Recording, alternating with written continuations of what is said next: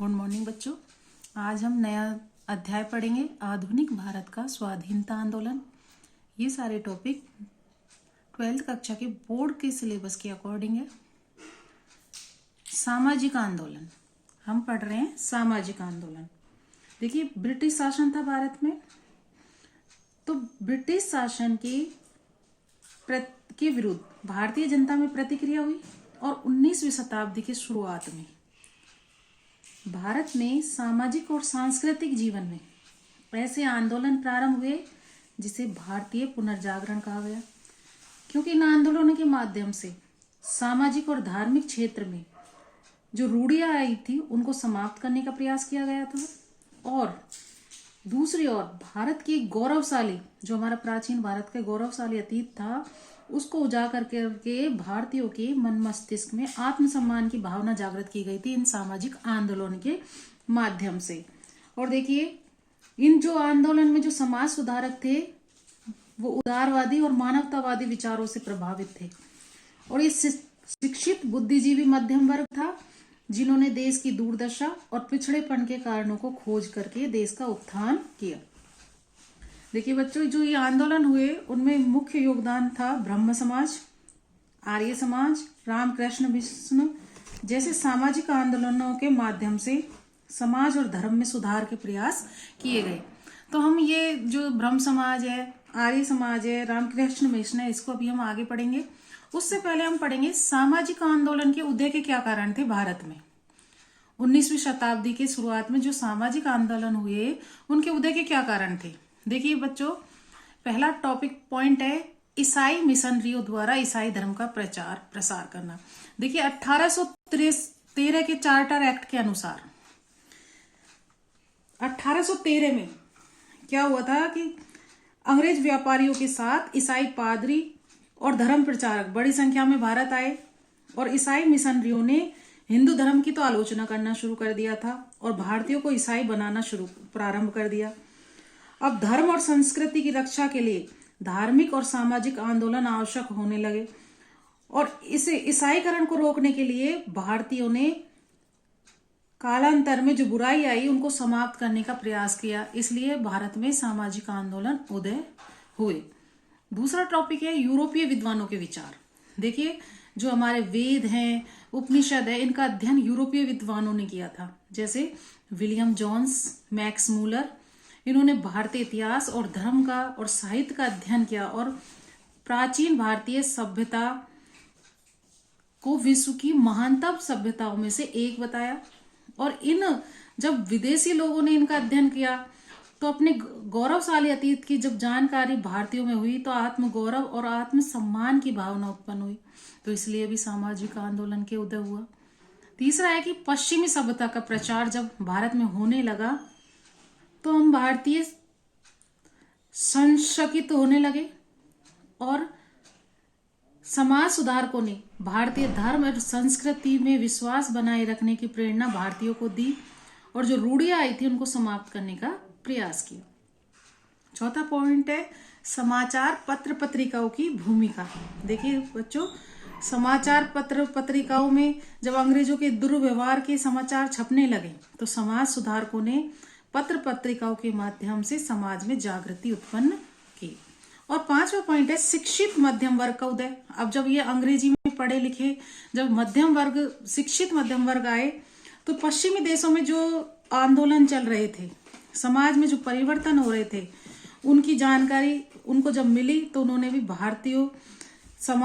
भारतीयों में भी सामाजिक समानता और एकता की भावना का प्रचार किया। तो बच्चों, सामाजिक आंदोलन के उदय के क्या कारण थे, ये जब 2 नंबर के छोटे प्रश्नों में आए तो ये पॉइंटों को ही लिख सकते हैं, और थोड़ा बड़ा आ जाता है तो हम इसके पॉइंटों के अंदर भी लिख सकते हैं। तो सबसे पहले हमको इनको अच्छी तरह से समझना है। तो पहला है कि ईसाई मिशनरियों द्वारा ईसाई धर्म का प्रचार प्रसार किया गया, कि भारतीयों का ईसाईकरण किया जा रहा था, तो भारतीयों में आत्मगौरव की भावना जागृत हुई और उन्होंने हिंदू धर्म को बनाए रखने का प्रयास किया।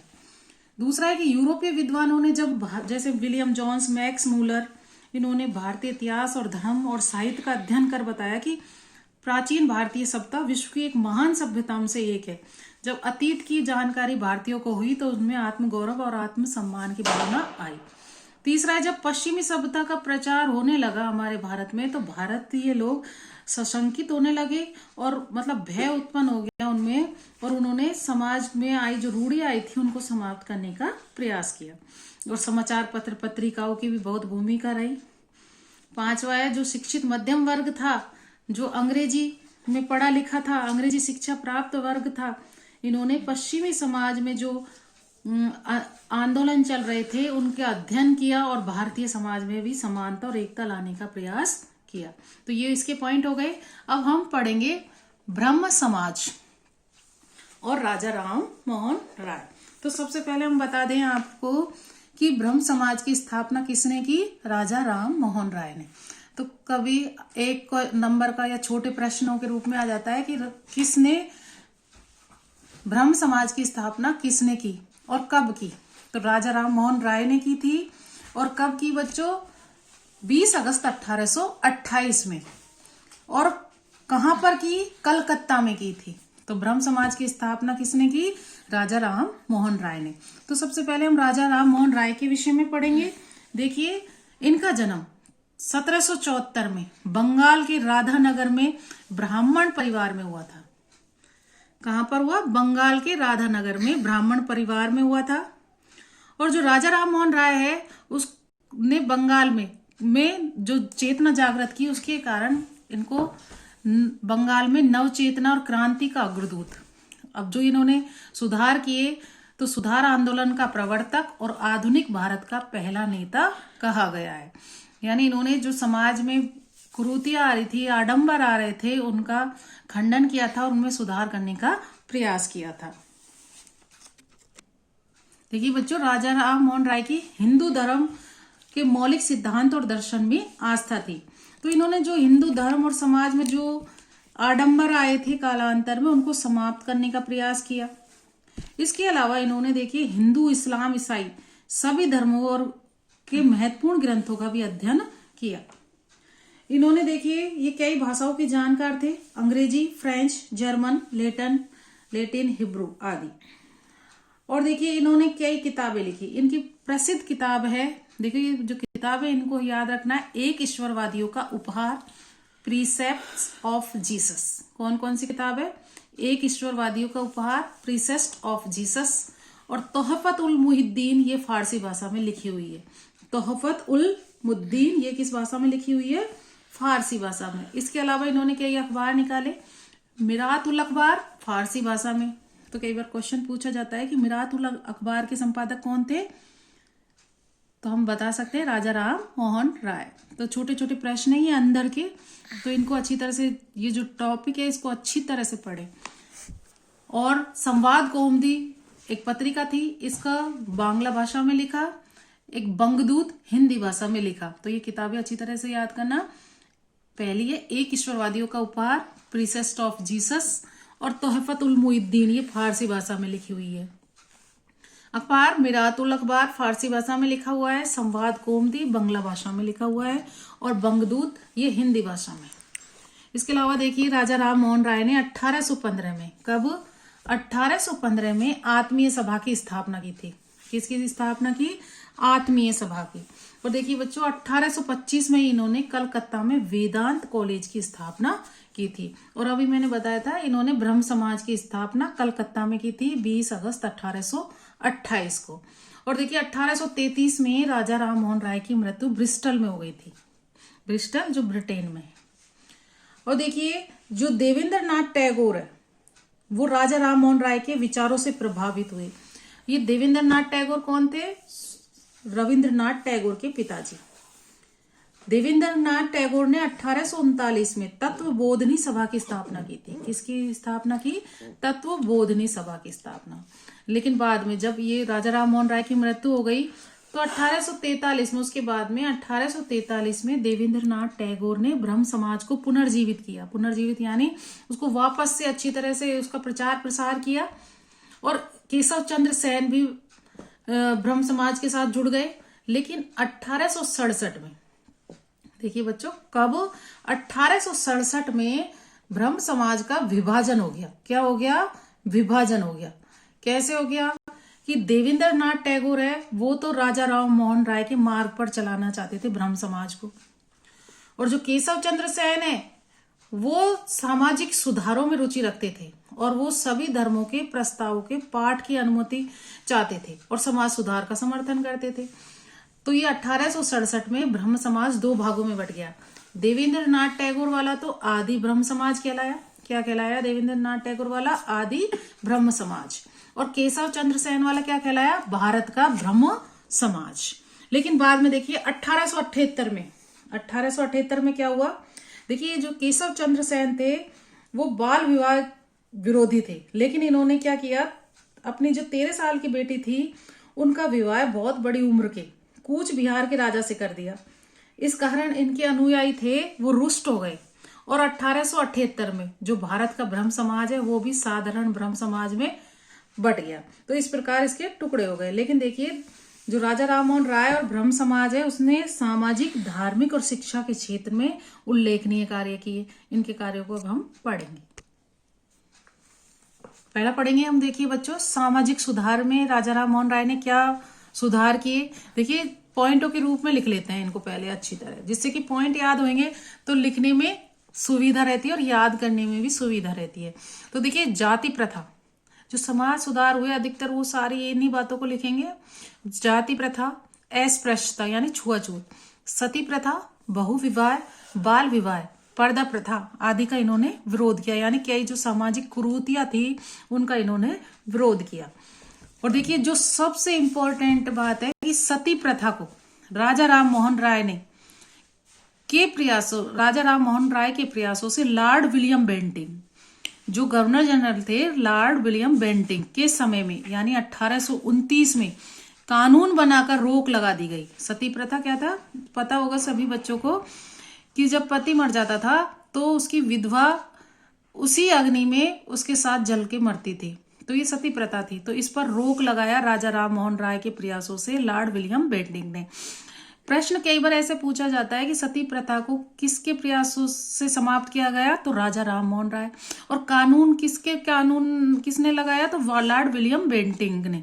और कब बनाया गया? 1829 में। शुरुआत में केवल बंगाल में था, बाद में इसे बंबई और मद्रास तक भी इसको मतलब चला दिया गया। राजा राम मोहन राय विधवा पुनर्विवाह का इन्होंने समर्थन किया। इसके अलावा देखिए स्त्री शिक्षा को भी इन्होंने प्रयास किए और इसके लिए देखिए अलग से स्त्रियों के लिए भी स्कूल खोले गए। तो ये सामाजिक सुधार हुए इनके। अब देखिए धार्मिक क्षेत्र में इनके क्या सुधार थे।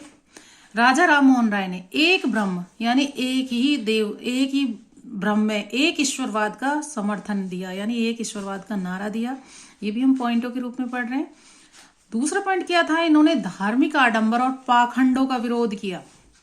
इन्होंने कहा कि कोई भी दर्शन, परंपरा आदि को तर्क की कसौटी पर खरा जो न उतरे उसे त्यागने में हिचकिचाना नहीं चाहिए। यानी फालतू की जो बातें चली आ रही है लेकिन वो तर्क की कसौटी पर नहीं है तो उन्हें हमें त्यागने में हिचकिचाना नहीं चाहिए। इसके अलावा देखिए राजा राम मोहन राय ने विश्व के सभी धर्मों की मौलिक एकता में विश्वास करते थे और ये मूर्ति पूजा के विरोधी थे। तो देखिए धार्मिक सुधार में क्या किया इन्होंने, राजा राम मोहन राय ने एक ब्रह्म यानी एक ईश्वरवाद का समर्थन किया, धार्मिक आडंबर पाखंडों का विरोध किया और इन्होंने कहा कि अगर कोई भी धर्म, दर्शन, परंपरा यदि तर्क की कसौटी पर नहीं है सही तो उसे अपनाना नहीं चाहिए।